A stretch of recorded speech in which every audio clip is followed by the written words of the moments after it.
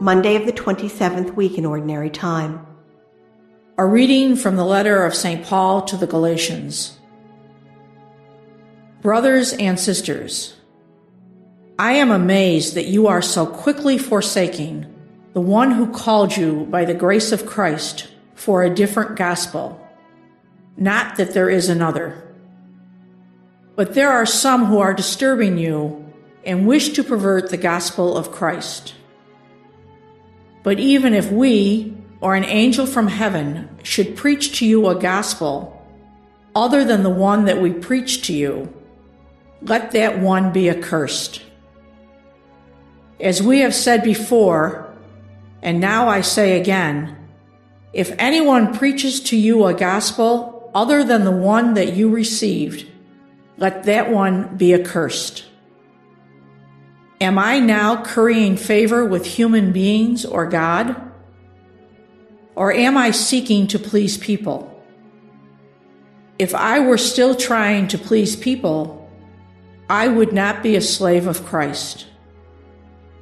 Now I want you to know, brothers and sisters, that the gospel preached by me is not of human origin. For I did not receive it from a human being, nor was I taught it, but it came through a revelation of Jesus Christ. The word of the Lord. The responsorial psalm, the response is, "The Lord will remember his covenant forever." I will give thanks to the Lord with all my heart, in the company and assembly of the just. Great are the works of the Lord, exquisite in all their delights. The Lord will remember his covenant forever. The works of his hands are faithful and just. Sure are all his precepts, reliable forever and ever, wrought in truth and equity. The Lord will remember his covenant forever. He has sent deliverance to his people. He has ratified his covenant forever. Holy and awesome is his name. His praise endures forever. The Lord will remember his covenant forever. A reading from the Holy Gospel according to Luke. There was a scholar of the law who stood up to test Jesus and said, "Teacher, what must I do to inherit eternal life?" Jesus said to him, "What is written in the law? How do you read it?" He said in reply, "You shall love the Lord your God with all your heart, with all your being, with all your strength, and with all your mind, and your neighbor as yourself." He replied to him, "You have answered correctly. Do this and you will live."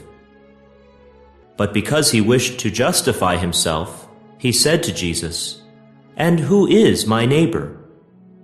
Jesus replied, "A man fell victim to robbers as he went down from Jerusalem to Jericho. They stripped and beat him and went off, leaving him half dead. A priest happened to be going down that road, but when he saw him, he passed by on the opposite side. Likewise, a Levite came to the place, and when he saw him, he passed by on the opposite side. But a Samaritan traveler who came upon him was moved with compassion at the sight. He approached the victim, poured oil and wine over his wounds and bandaged them. Then he lifted him up on his own animal, took him to an inn, and cared for him. The next day he took out 2 silver coins and gave them to the innkeeper with the instruction, "Take care of him. If you spend more than what I have given you, I shall repay you on my way back." Which of these 3, in your opinion, was neighbor to the robber's victim? He answered, "The one who treated him with mercy."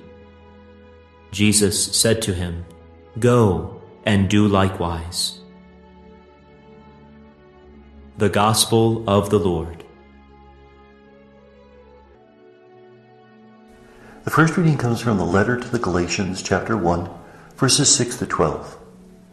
We have to understand a little bit of the context of the letter to the Galatians in order to understand the various passages that we'll be hearing in these days. Paul had evangelized in Galatia, which is in central Turkey. It's a territory, not so much a city. And after Paul had evangelized, some Jewish Christian missionaries came from Jerusalem and said that Paul was not even an apostle and that he had no right to tell them a different gospel from the one that they were living. They believed that you had to continue to be a Jew in order to be a follower of Jesus, because after all, Jesus was the Messiah whom Yahweh had sent into the world. Therefore, they wanted the Gentiles to be circumcised, follow dietary laws, follow the Jewish calendar. Paul had told the Gentiles that that wasn't important as long as they embraced Christ. So Paul says at the beginning of this letter that he's amazed that the Galatians were willing to listen to these missionaries and abandon the gospel which he had preached. Not that there is another gospel. And he says, even if an angel came down from heaven and gave you a gospel, if it's not the one that was preached, let him be accursed. Now this is a little bit of an illusion. In the Old Testament, Moses received the law from God, the Ten Commandments, but he couldn't see the face of God and lived. So there was a liaison between God and Moses, an angel. So by referring to an angel giving another law, another gospel, he's referring to the fact that the original Ten Commandments came through an angel. Paul says, am I currying the favor of human beings? That's what he was accused of by the Jewish Christian missionaries. They said that Paul had sold the Galatians a bill of goods because he simply wanted to be their friends. He didn't tell them the tough message of what they had to do. And he insists that his message came from God alone. Remember how he received the revelation on the road to Damascus? He didn't receive his message from other apostles, from the 12. Rather, he received it directly from Christ. The Gospel is from Luke 10, 25 to 37. A scholar asked Jesus, what does he have to do to inherit eternal life? And Jesus tells him, you have to love the Lord your God with all your heart, being, strength, and mind. What is it to love the Lord with your heart?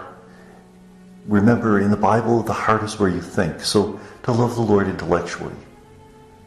Being his soul, you have to love the Lord in time of persecution till they rip the soul right out of your body.